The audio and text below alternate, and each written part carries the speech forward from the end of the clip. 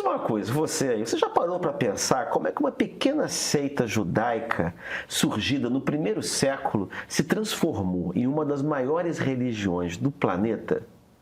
Ou porque pessoas que defendem valores ditos cristãos, né, usam a bandeira de Israel em protestos?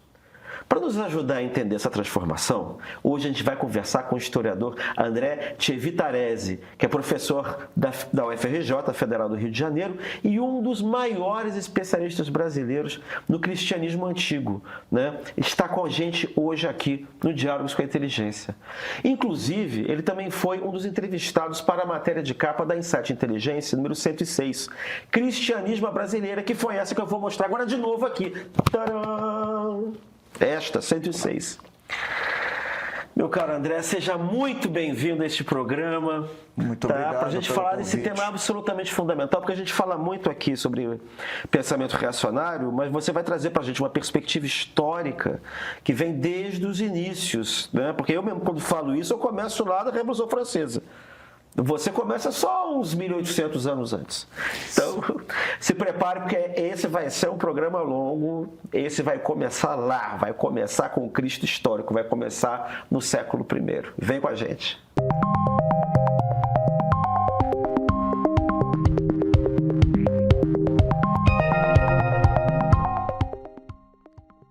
Quando o assunto é cristianismo, é possível dizer que existe uma única origem pura, porque tem umas teorias que procuram purificar, né? Tem umas narrativas sobre a origem do cristianismo. Não, eu não sou adepto dessa dimensão, né?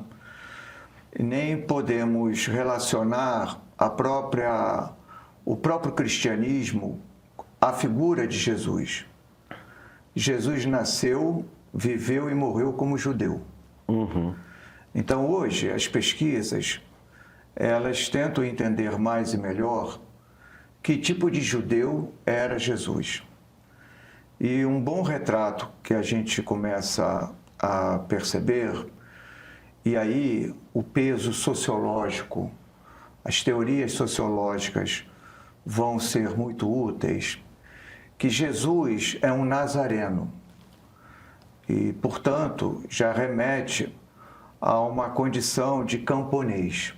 Quer dizer, Nazaré, no século I, era uma aldeia, na melhor das situações, uma vila camponesa. Então, a dimensão da agricultura, do trabalhar em pedreira, pequena indústria cerâmica, alguma coisa de vidro, tinha uma diversificação. Mas, de alguma forma, a ideia de Nazaré, no particular, e a Galileia, nas suas áreas rurais, concentraram um forte número de judeus camponeses, é muito evidenciado pela arqueologia. E se, de fato, os dados sociológicos se sustentam, e na minha percepção se sustentam sim, do ponto de vista das teorias, na longa duração, pode-se pensar modelos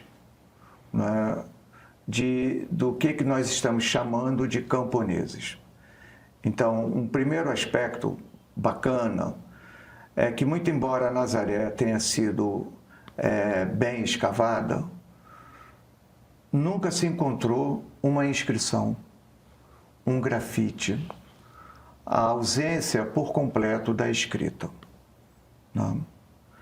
Um segundo dado é a ausência também de construções que pudessem ter uma dimensão pública, por exemplo, sinagoga. Então, nós reconhecemos Nazaré como sendo judaica pela presença de artefatos muito particulares, específicos, que vêm também de uma outra aldeia, né? Kefar, aldeia em hebraico, Hanania, então aldeia de Ananias. E ali se produziam esses artefatos em pedra para manter o ritual kosher da pureza, né, na hora da alimentação. das refeições. Então, de alguma maneira, Nazaré, ela parece sugerir que Jesus era um camponês, analfabeto, o que não quer dizer um indivíduo distante de uma experiência religiosa, né, judaica, porque ele goza de uma intimidade muito grande com esse Deus de Israel, o chama de Abba, papaizinho, né? É uma relação de proximidade, mas é um camponês. E um camponês, e aí também a sociologia, do ponto de vista das teorias sobre campesinato, são bem interessantes. O camponês tende a ser um cara mais reacionário, mais conservador, especialmente em relação às novidades que aparecem na cidade, não é? Então, por exemplo, uma novidade como o uso monetário, não é? Você não encontra moedas em ambientes rurais, ambientes agrícolas. É muito raro encontrar moedas em escavações em áreas rurais. Nazaré também não foi diferente. Mas ainda se alinha aí um terceiro dado que ajuda a entender um pouco mais e melhor quem é esse Jesus de Nazaré. O fato de nós estarmos dentro de um contexto imperial romano, onde a terra deixa de ser comunal e passa a ser uma mercadoria que se compra, que se vende. E, portanto, para o ambiente do século I, para toda a região rural da Galileia, nós vamos ter proprietários absenteístas que vivem nas cidades, que têm seus lugares tenentes, para irem, de tanto em tanto, cobrar os aluguéis, né, a esses camponeses, ou cobrar o aluguel dos barcos, das redes de pescas usadas por pescadores, que também se inserem dentro desse campo, desse grupo social, né, ampliado, chamado camponeses. Então, a cidade passa a ser um problema e um perigo, que é dali que saem os cobradores de aluguéis, dali que saem as cobranças dos impostos devidos a Roma, é dali que saem também, né, os dízimos ao templo. Então, de alguma forma, Jesus, quando nós lemos o material neotestamentário, o último lugar que você vai encontrá-lo é em cidade. Quando nós sabemos que ele foi a uma cidade, Jerusalém, ele foi para morrer. Isso. Então, ele perambula por demais em aldeias, vilas, não é? O que mostra, de certa forma, uma ideia de resistência. E a morte que ele conheceu é própria daqueles que ousaram cruzar o caminho de Roma, né? Então, não é em Jesus que nós iremos encontrar o ponto de partida para definir um sujeito como cristão. Eu acho que Jesus e o movimento que ele instaura, de alguma maneira, só reforça a ideia de que experiências religiosas, elas nunca são singulares. Então, é muito difícil pensar, não é, em judaísmo, é muito difícil pensar em kardecismo, em cristianismo. Por quê? Porque diferentes grupos sociais, diferentes histórias de vidas, diferentes interações culturais vão produzir tantas especificidades dentro desses campos religiosos que eles serão sempre multifacetados.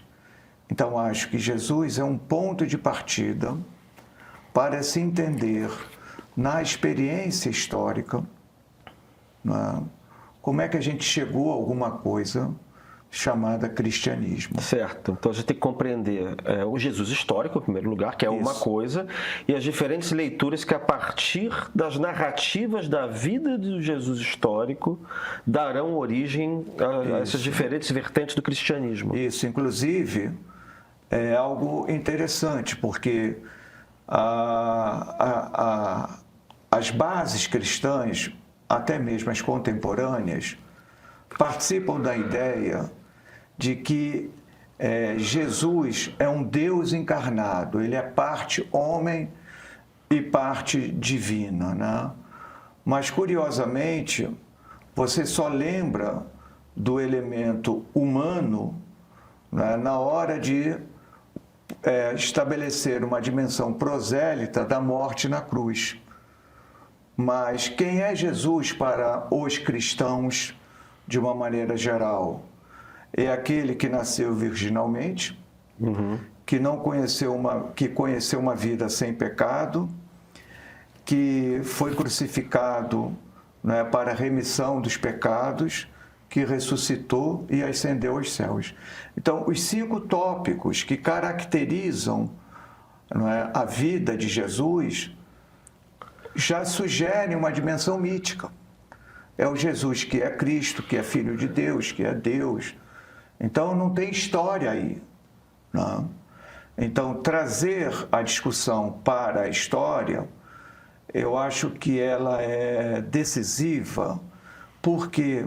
Porque, de alguma maneira, recoloca, não é, um ponto de partida de que existiu um cara chamado, historicamente, Jesus de Nazaré.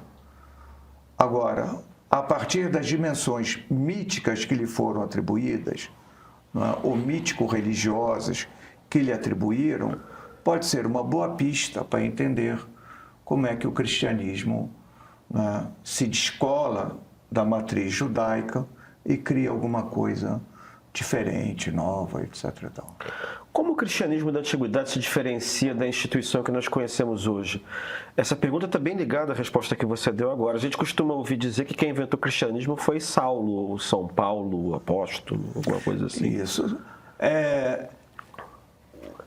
Eu vejo assim, o que diferencia de imediato nós temos experiências multifacetadas de comunidades as mais amplas, diversas, disseminadas pela bacia mediterrânea, tanto ocidental, oriental, na costa norte-africana, na Etiópia, para o ambiente do Oriente Próximo, Médio.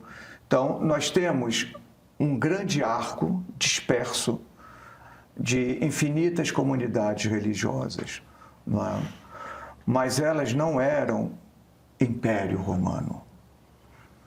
Ao contrário, elas sofriam perseguições, às vezes locais, às vezes ampliadas, mas elas sofriam perseguições. Eu acho que uma grande mudança que vai ocorrer é um primeiro experimento feito, né, de aproximação entre Constantino e um desses múltiplos campos que eu defino como a autoproclamada ortodoxia cristã. Quer dizer, é um campo que se autoproclama como aquele que possui uma doxa, uma opinião reta, assertiva acerca de quem é Jesus, do que ele disse, do que ele falou. E esse campo, a autoproclamada ortodoxia cristã, será reconhecido, esse campo, como uma religião lícita dentro do Império Romano. Então, há um início de um namoro, de um diálogo entre esse campo que é majoritário e que está criando algo também muito novo, um corpus neotestamentário, dotado de 27 livros.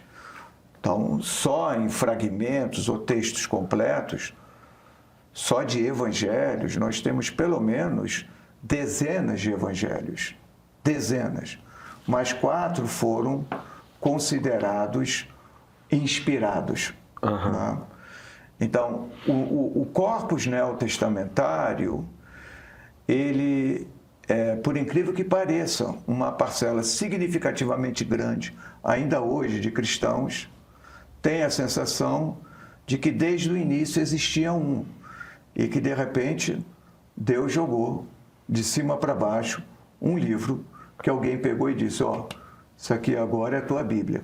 É o Novo Testamento. É o Novo Testamento. Então, esse namoro da autoproclamada ortodoxia cristã com Constantino foi um passo irreversível nesse diálogo de aproximação de um campo, de uma experiência cristã com o poder.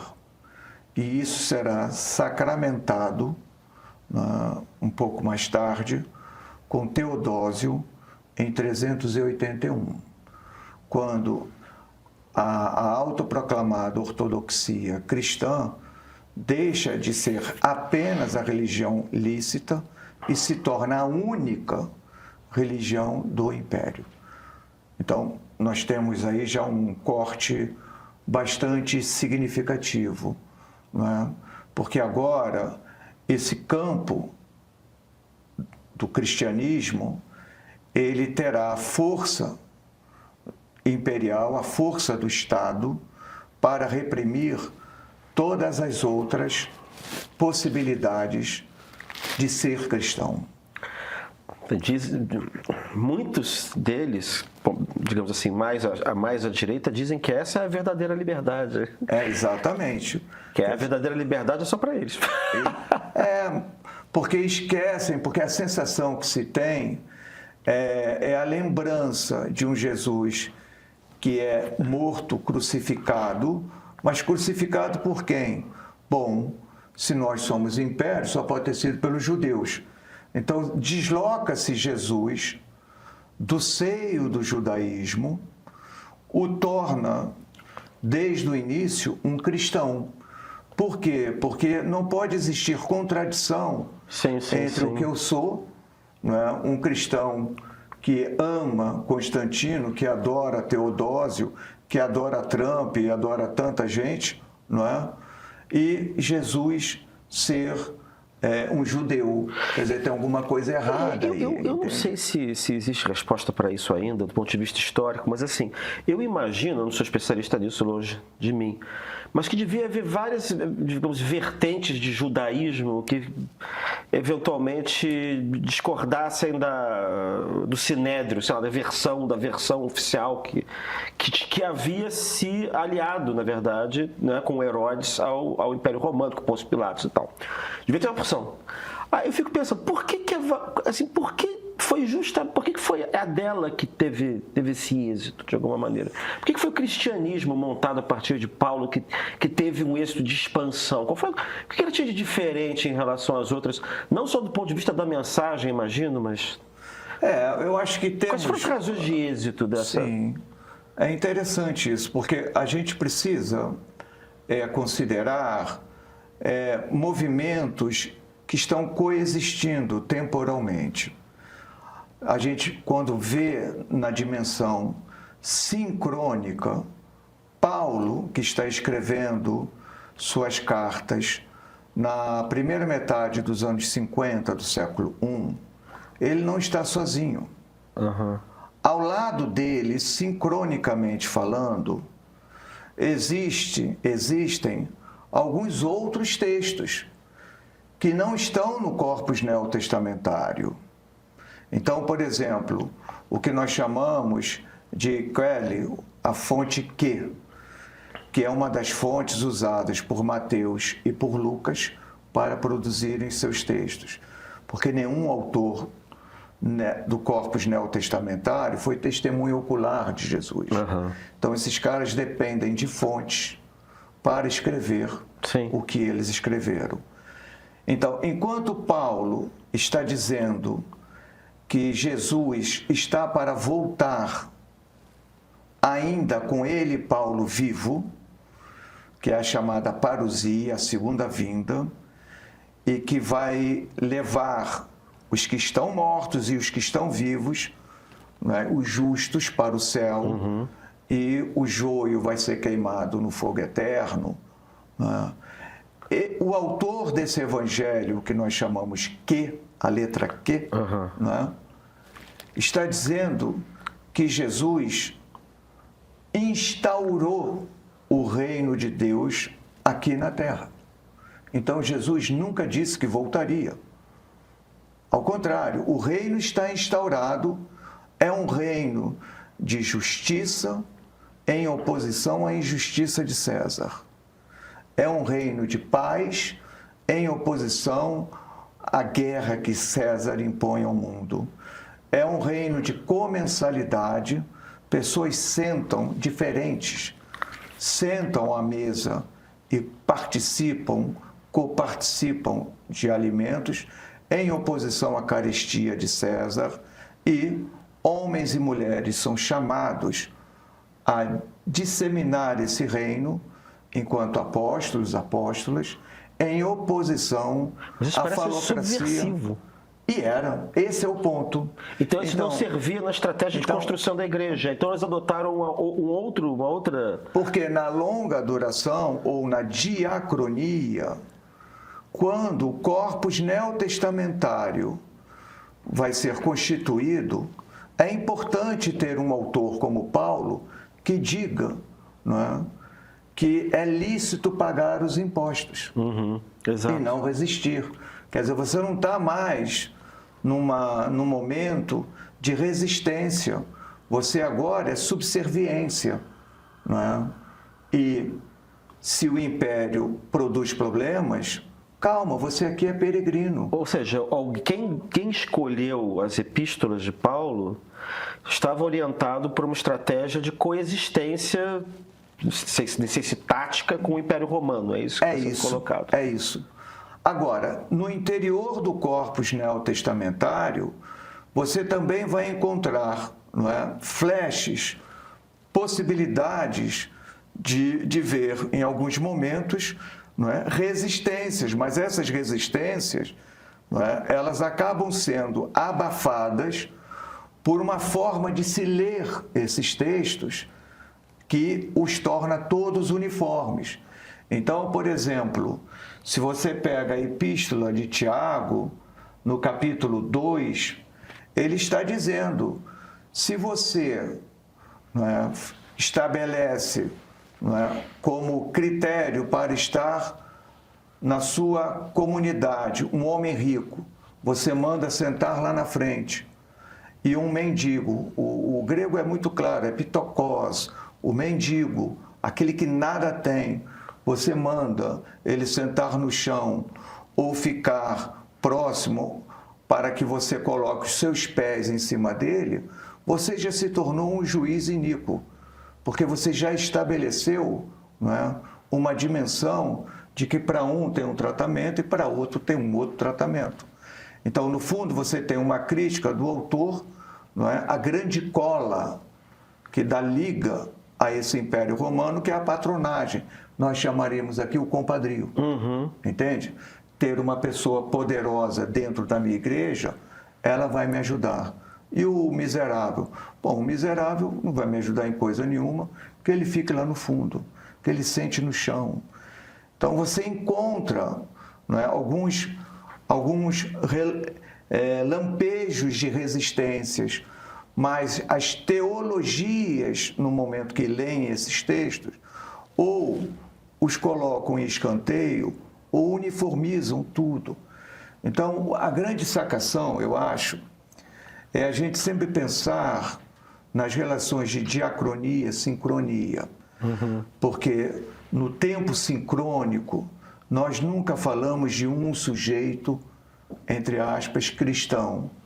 Nós estamos falando de milhares de experiências cristãs ao mesmo tempo. E essas experiências vão sempre sinalizar múltiplas leituras teológicas sobre aquilo que está sendo vivido naquele exato momento. Então, a ideia não é só trabalhar com o que é ou que está dentro do corpus neotestamentário, porque existem muitos textos do século I, II, III, IV, V, não é? Que não entraram nesse corpus neotestamentário e que propuseram resistências a essa aliança. Ou seja, o que você está dizendo, na verdade, é que o Novo Testamento já é fruto de uma seleção feita num determinado momento, por determinadas pessoas, para determinados objetivos. Sim, exatamente. É isso.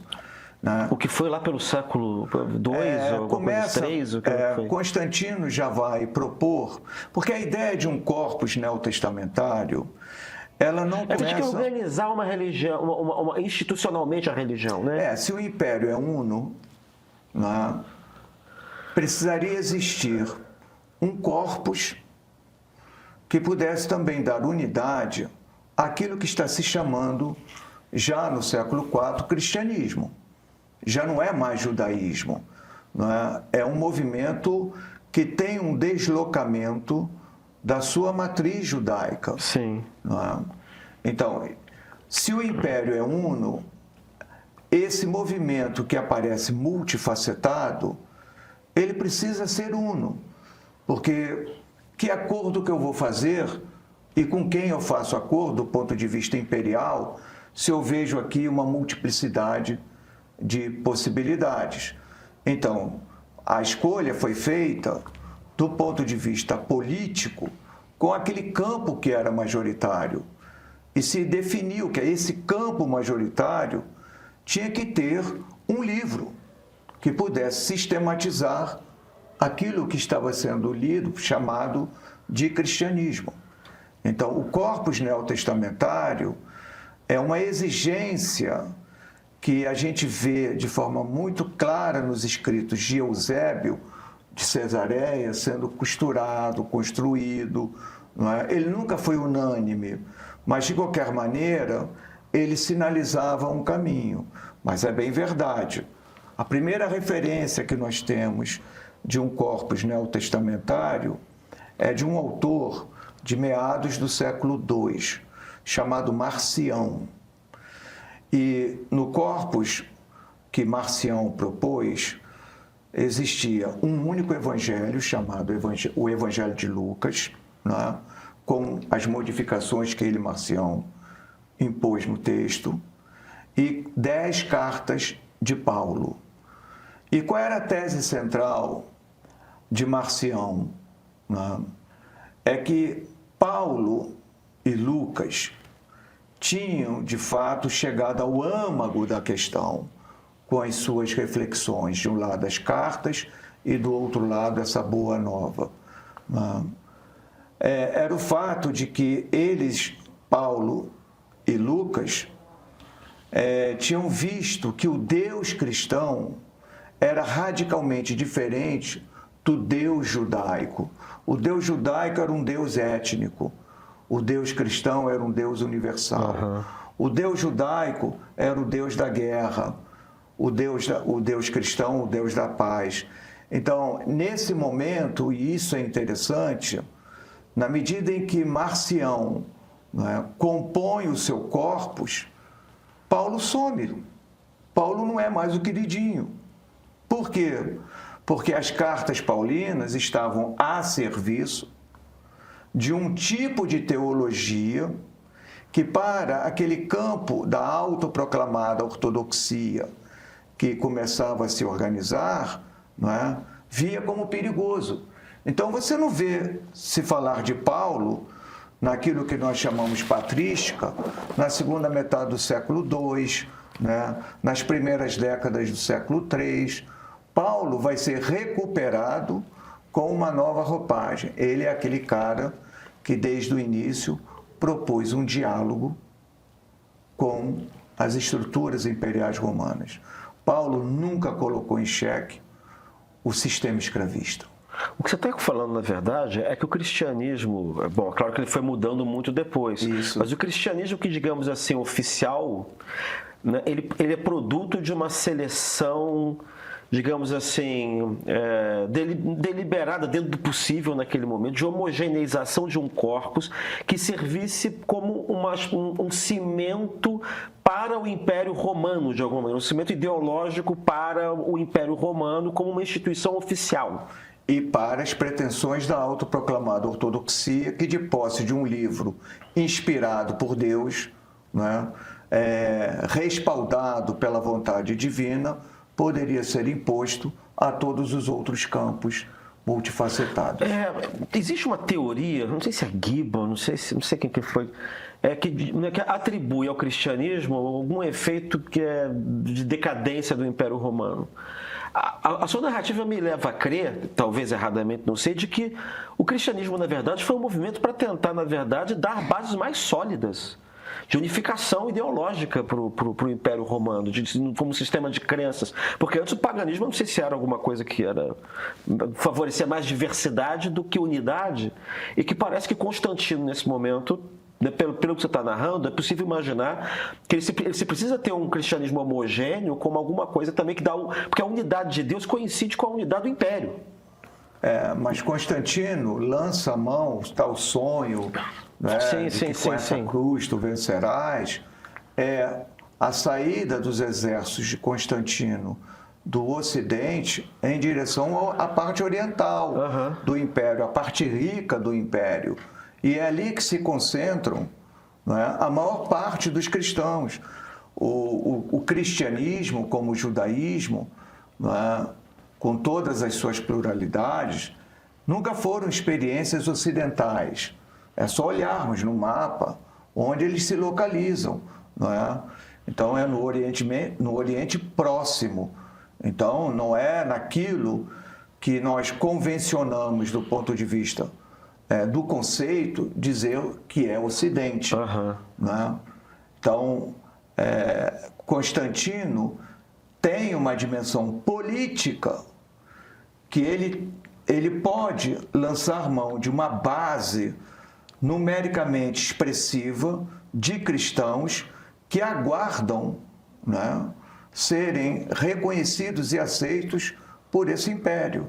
Então, existe, né, uma estratégia, existem políticas que estão sendo tecidas que vão dar base para Constantino, né, avançar para a parte mais rica desse império, e a contrapartida é negociar com o campo majoritário desse cristianismo que está pronto para dialogar com esse império. Então, eu acho que são relações, não é, que ambos os lados tinham muito interesse, muito interesse.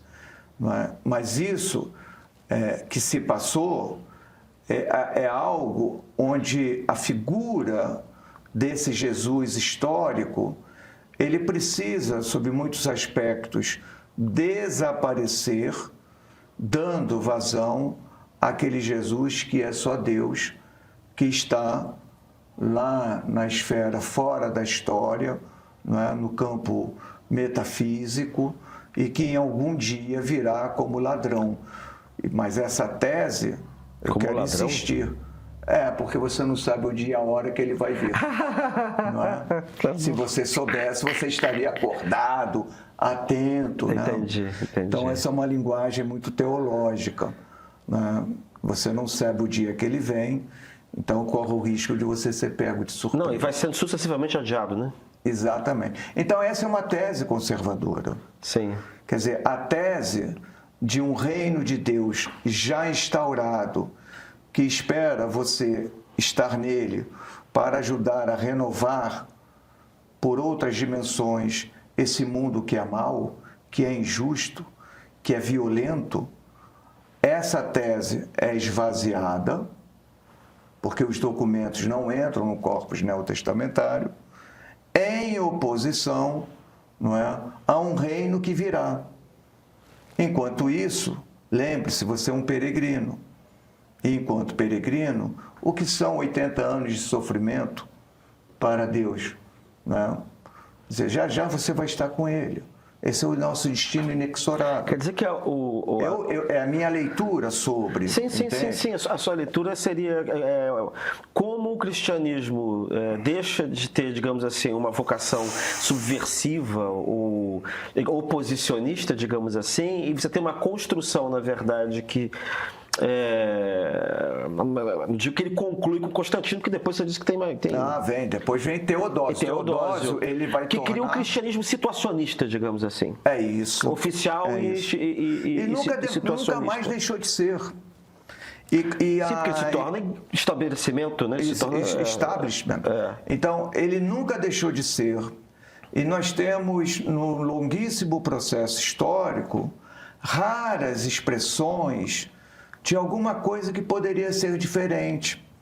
Por exemplo, né, Francisco de Assis, São Francisco, um homem rico, de família rica, que abre mão da riqueza e vai olhar para aqueles que nunca recebiam as atenções, né, dessa igreja, que é poder, que são aqueles miseráveis, pobres. Quando vamos ter uma outra possibilidade de pensar essa dimensão, não é? Século XX, seja por uma perspectiva católica, seja por uma perspectiva protestante, de se falar de uma teologia da libertação, onde, não é, o centro dessa igreja seja de orientação protestante, seja de orientação católica, é o povo. São as pessoas mais simples. E aí qual é a acusação? Isso é marxismo. O que você está querendo dizer, na verdade, é que essa vertente, digamos, socialista do cristianismo, ela está mais próxima do cristianismo histórico, original, aquele que estaria supostamente ligado ao Cristo, ao Jesus, quando na verdade ele não era nem cristão ainda, do que aquilo que foi criado depois, que é um cristianismo que a gente vai considerar do século XVIII, XIX reacionário, né? Que é o tipo de cristianismo que é católico, sobretudo, né? Mas que é reacionário no sentido de que você tem uma negação de uma modernidade liberal, nem não só liberal, uma modernidade estatal, porque você vai submeter a igreja ao Estado, depois liberal e depois democrático ou socialista, alguma coisa assim. Eu acho que temos um corte muito interessante que vai se dar no século XVI, mas aí é uma outra pegada, né? Porque século XVI nós temos uma violenta ruptura no seio dessa chamada cristandade ocidental, né? Na verdade, já tinha ocorrido uma, mas ela não era tão ocidental assim. No ano 1054, essa autoproclamada ortodoxia, né, ela vai ser rompida. Então, as igrejas ortodoxas orientais e Roma vão se dissociar do ponto de vista mais prático, né? Já estavam distantes, né? Mas vai ter um primeiro grande cisma, é o ano 1054. Eu acho que é nesse momento que nós temos, de fato, a imposição, né, da ideia de um papado para efeito de Ocidente, porque essa ideia do bispo de Roma ser o príncipes dessa cristandade no seu todo, englobando tanto o Ocidente quanto o Oriente, sempre teve muita resistência. Então, essa é uma primeira divisão que eu diria mais numa perspectiva geográfica. Mas quando nós definimos essa dimensão mais ocidental, o século XVI ele vai conhecer a chamada Reforma Protestante, não é? Mas, concomitantemente à Reforma Protestante, que vai também produzir um cisma nessa cristandade ocidental, tem algo de mais sério acontecendo, que não passa exclusivamente por um olhar teológico, que é uma mudança paradigmática que tem implicações, como todo paradigma, radical, né? Por quê? Porque até então, o chão em que se construía a vida, a sociedade, as relações sociais, políticas, econômicas, não é? Era essa dimensão geocêntrica, né? Bem estabelecida, né? Do ponto de vista de textos, etc. e tal, a partir do século II da Era Comum, o nosso planetinha se tornava o centro do universo. Então, esse universo no todo gravitava em torno dele. Portanto, todas as divindades, sejam da perspectiva monoteísta, politeístas, tinham que passar por aqui. Porque aqui era o centro, não é?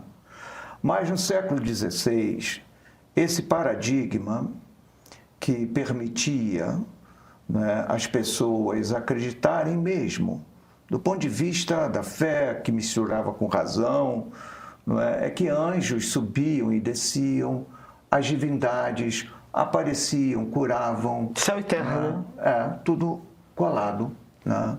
Cidade de Deus, cidade dos homens. Exato. Isso se rompe. Né? Eu acho que as teses de Copérnico, elas colaboram nisso, né? Que é um novo paradigma sendo construído, que é esse paradigma heliocêntrico. Né? Então, se desloca o centro desse universo para um outro lugar que já não é mais o nosso planeta. Isso dá vazão a alguns pontos que até então a gente nunca imaginou que pudessem aparecer, como, por exemplo, né, a teoria do conhecimento. Quer dizer, tudo que existe precisa ser explicado à luz, né, de provas. Sem as provas, ficaria difícil sustentar a própria existência. Então, o elemento ciência, prova, conhecimento passava a presidir esse novo paradigma inaugurado a partir da segunda metade do século XVI e que se consolida, né, plenamente no século XVII. Então, se Deus ou os deuses existem, eles precisam ser provados. Então, repara que vão começar a empurrar no campo desse Ocidente, né, as religiões, e no caso particular, os cristianismos católico, protestantes, começam a ser empurrados para as margens. E no centro... ou tentam compatibilizá-los, né? Porque aí Descartes tem que tentar provar cientificamente que Deus, filosoficamente que Deus existe. Leibniz tem que tentar provar que Deus existe. Então, todos eles vão... Isso vai se tornar um topos da filosofia. Vai se tornar o topos da filosofia. Mas, do ponto de vista prático, algumas coisas estavam fora do eixo. Simples descobertas, né? No final do século XV, um novo continente é descoberto. As Américas. No século XVI, ele estava lá, esse continente, para as pessoas poderem ir. E os barcos, as caravelas traziam plantas, animais, gente. E se perguntava, não é? Isso estava na Bíblia? Isso estava na Arca de Noé?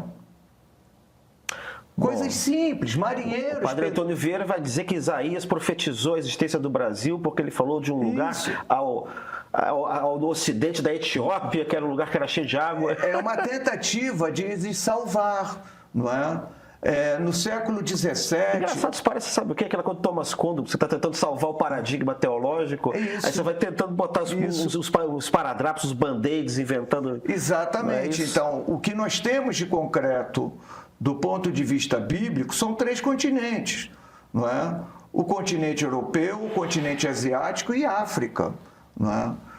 Século XVIII, os ingleses chegam, não é, na Oceania e vão se perguntar, o canguru estava na Arca de Noé? E se estava, como é que chegou lá, na Oceania? Da mesma forma, não é, a geologia começava a perceber que o mundo não tinha 5.000 e poucos anos.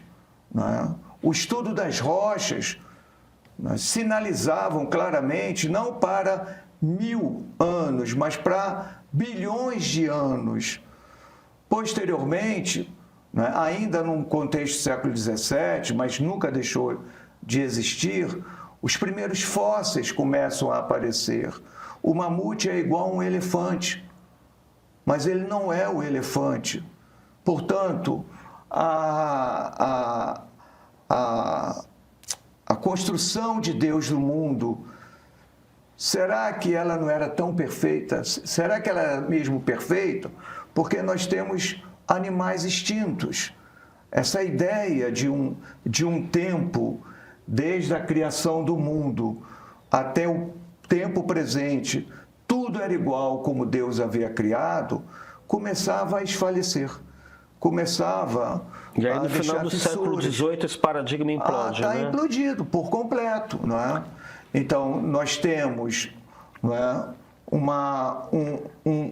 as religiões, não é, não tanto se degladiando entre si, não é, as cristãs, Sim. não é, mas buscando criar relações de unidade para combater um mundo cada vez mais de ponta cabeça, um mundo agora com um processo de industrialização, com a possibilidade de se programar e se pensar uma vida infinitamente melhor sem a religião. É a ideia da ciência, do século XVIII, XIX. Né?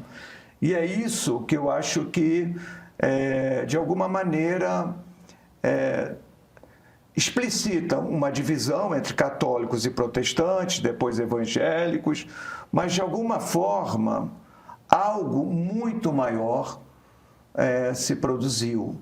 Né? Essa mudança de paradigma Certo. que vai instaurar, né, as bases para o capitalismo, para um processo de industrialização, para o aparecimento de ideologias ateias, como a anarquista, como a comunista, não é? E isso vai culminar num violento processo de reação, né, no contexto católico de final do século XIX, com algumas importantes encíclicas, e uma reação protestante no início do século XX, tanto uma católica quanto outra, sendo lidas, não é, como ações fundamentalistas. Né? Quer dizer, a ciência havia falhado, a ideia de um progresso que viesse a propor um bem-estar geral era falacioso. Um segundo ponto eram os resultados da Primeira Guerra Mundial. Ou seja, é aí que surge o reacionarismo, digamos assim, de maneira política, porque ela é obrigada a enfrentar o mundo secular, ou o mundo que está secularizando, ou versões liberais do catolicismo, Chateaubriand, Montalembert. Depois vai ter que criar... Aí você tem essa reação de que, por exemplo, a questão religiosa foi uma manifestação no Brasil na década de 1870. Né? Isso. Então, você vai ter aí uma reação a um mundo sem Deus, uma reação a um mundo de ponta cabeça, a um mundo onde a ciência, não é, apresentou, não é, utopicamente um paraíso e entregou um inferno. Não é? O número de mortos, de feridos, de gente voltando para casa totalmente arrebentada da guerra, nunca se tinha visto, não é, números tão expressivos. Eles vão dizer que isso é resultado do mundo sem Deus. É um mundo sem Deus. Então, essa reação é o fundamentalismo. Não é? Isso que eu estou chamando de ideologia reacionária, na verdade. E é reacionária, ela nunca é vanguarda. A coisa reacionária porque ela quer voltar, né? Ela nega o mundo moderno. Tanto que todos esses autores, o padre Leonel Franca, Jackson de Figueiredo, todos falam em crise moderna. Crise moderna. A crise, na verdade, é a crise do predomínio da religião. Exatamente. Então, vão pressionar, por exemplo, por escolas religiosas, uma educação pública, não é? Confessional, religiosa, no Brasil, que voltasse ao ensino religioso católico. Então, você tem... Não é? E, curiosamente, os protestantes que aqui estão e evangélicos, nas primeiras décadas do século XX, eles estão dizendo não ao ensino religioso. não ao ensino confessional. O Estado tem que ser laico, não é? Mas esse argumento, ele também é falacioso, porque nos Estados Unidos, o chamado The Monkey Trial, o Tribunal do Macaco, de 1925, não é? Lá, essa maioria, o que aqui era uma minoria, lá a maioria protestante, a maioria evangélica, queria o controle do Estado por parte de representantes cristãos. Ou seja, o discurso político é modulado conforme a correlação de forças de cada país. Exatamente, quer dizer, o fundamentalismo, ele é camaleônico, ele não tem suas bases fixas, ele a todo momento ele se movimenta. E ele também não é anti-ciência sob muitos aspectos, porque ele usa o rádio para fazer programas. Posteriormente, ele vai lançar mão da televisão para entrar dentro das casas das pessoas com seus programas. Vai usar o desenvolvimento do avião para colocar televangelistas rodando pelo mundo com uma dimensão, não é, cristã capitalista ou capitalista cristã. Então, de alguma forma, as redes sociais hoje, não é, infestadas, não é, por essas falas.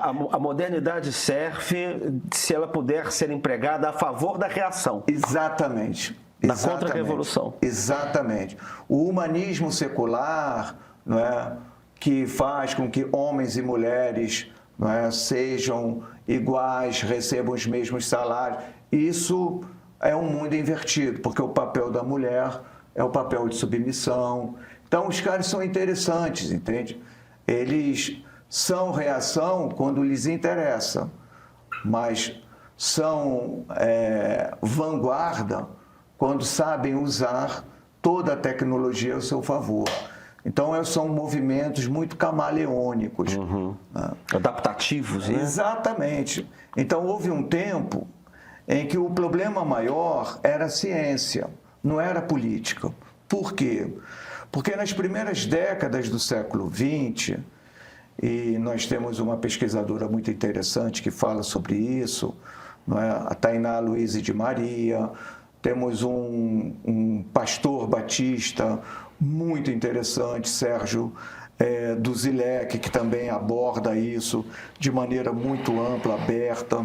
Não é? Eles chamam a atenção de que as primeiras décadas do século XX, as igrejas cristãs não estavam preocupadas com política. Por quê? Porque os representantes políticos já eram cristãos. Sim. Então, o presidente, o governador, os deputados, os vereadores, todos eram cristãos. Então, a política estava em boas mãos.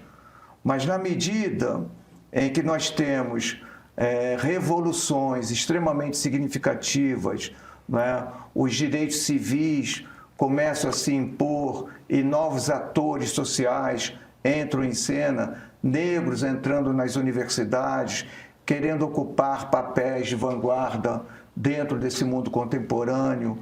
Paris, 1968, a quebra dos tabus, as mulheres entrando com tudo nas universidades, não é? As leis de sodomia sendo derrubadas pela Suprema Corte. Então, nesse momento, não é, os parlamentos começam a ganhar novos sujeitos.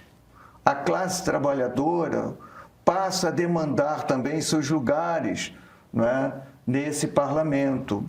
Então, é nesse momento de final dos anos 60, 70, até o tempo presente, que os fundamentalistas vão mudar o foco. Quer dizer, nós precisamos tomar o poder. E é isso que eles passam a chamar de guerra cultural. Exatamente. Que, no fundo, é o novo nome da reação, da contra-revolução. Exatamente. Que já existia com a Action Française na década de 20, que já existia com Demestre e de Bonald depois da Revolução Francesa. É isso, é isso. Com o outro, Donoso Cortejo, lá no século da Espanha do século XIX. É isso. Então, você imagina, não é, o quanto a democracia está sob fogo cruzado, né?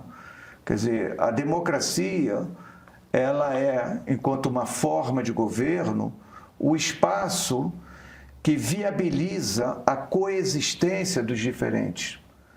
E como, não é, essa dimensão fundamentalista, não é, seja dessa aliança político-religiosa que se vê aí instaurada, não é, enquanto uma reação, o quanto diferente é um problema e ele precisa ser reconduzido para o seu lugar, não é, de subordinação. Então é como se a gente estivesse voltando àquela aliança inicial de um campo da autoproclamada ortodoxia com o império, não é? Por isso essa aliança nunca se desfez, ao menos no Ocidente, nunca se desfez, nunca. Por quê? Porque se entendeu que ter esse controle do aparato estatal é decisivo para impor uma visão de mundo. E é por isso, quando você pega a historiografia reacionária, a decadência do mundo começa com a ascendência do Estado na época da Reforma. É isso. E no caso do reacionarismo brasileiro é muito mais interessante, porque a decadência começa com o Marquês do Pombal. É a mesma coisa. Quando o Estado começa a se afirmar acima da igreja, é que para eles começa a decadência da sociedade. Exatamente. Depois vem a maçonaria com o liberalismo, depois vem o comunismo com a Revolução Bolchevique, e aí nós chegamos na crise moderna. A crise moderna e precisamos então reagir, diriam os reacionários. Bom, infelizmente chegamos ao fim de mais um Diálogos com a Inteligência. André, muito obrigado por nos ajudar a percorrer essa longa e complexa trajetória do cristianismo que, enfim, como eu sugeri antes, foi um verdadeiro arco do Jesus histórico, né? Começa com o Jesus histórico, passa pelo estabelecimento do cristianismo oficial, os avatares da crise desse modelo a partir do surgimento da ciência e da reforma no século XVI, até a explosão, digamos, final com a Revolução Francesa e o surgimento disso que a gente está chamando hoje de pensamento reacionário ou fundamentalista, que é o tema do dia hoje em dia. Como a gente pode fazer frente a essa reação da defesa da democracia. Para quem não está acompanhando, não deixe de ler o artigo Cristianismo à Brasileira, se você quiser saber mais sobre o cenário religioso no Brasil hoje, não é? É isso aqui, ó. Inteligência, setembro de 2006, 106, Cristo está entre nós. E daí? Provocativo, para variar, Insight Inteligência. E para continuar acompanhando os debates como esse, siga ela, a única, a nossa Insight Inteligência e o canal Meio nas redes sociais. Todas as novidades do programa são divulgadas em nossas plataformas. E até o próximo Diálogos. Deixa eu abrir umas aspas aqui. Muito obrigada pelo trabalho que vocês realizam, pela seriedade, por não estarem no jogo da internet que fomenta a polarização. Fecha aspas. Foi o que escreveu pra gente uma das nossas seguidoras, mas olha, ela não tá sozinha. Cada vez mais tem gente que reconhece que o debate público não precisa ser uma guerra, porque a democracia, ela se constrói com diálogo. Outro comentário. Sigo para ficar bem informado e fugir das bolhas de um e do outro extremo. Outro. O Meio faz um trabalho excelente ao mostrar que existe um caminho diferente do Lula e do Bolsonaro. Mais um. A imprensa tem papel fundamental na proteção da nossa democracia. Vocês são incríveis. O Meio existe para isso, para defender o direito de discordar, a liberdade de debater, o fortalecimento do pensamento crítico como ferramenta de futuro. Então, se você busca se informar com profundidade e liberdade, o Meio é para você. Além dos conteúdos gratuitos, assinando o Meio Premium, você tem acesso a newsletters especiais, reportagens exclusivas e um streaming com catálogo exclusivo. Assina, você não vai se arrepender.